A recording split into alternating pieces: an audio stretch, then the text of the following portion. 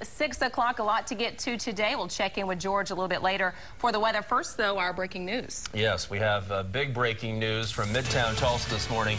We continue covering a fire at Nature's Choice Spa Supply in the industrial area northeast of 41st and Sheridan. What's stored in that building is what has hazmat and fire officials concerned this morning. 2 News reporter Patricia Santos was the first reporter on the scene just after 4 this morning, and she joins us now live. Patty? Hey, good morning. Well, the good news is it appears that fire crews have the fire under control. Take a look behind me right now. This is a building off of East 38th Street near I-44. Now, crews had to approach this fire with a lot of caution because we were told there was chlorine and other chemicals inside the building.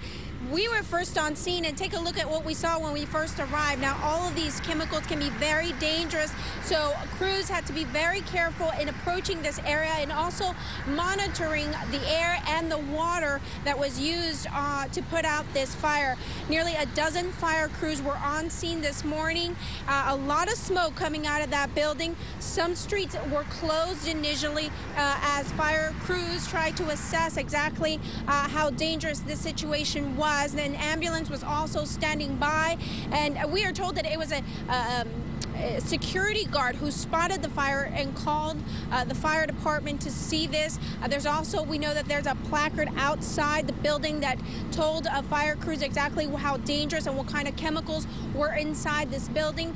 We will continue to follow this story, and coming up you'll hear from the fire chief, one of the fire captains, excuse me, as to how they were able to contain this fire. Live in Midtown, Patricia Santos, 2 News works for you. All right, thanks.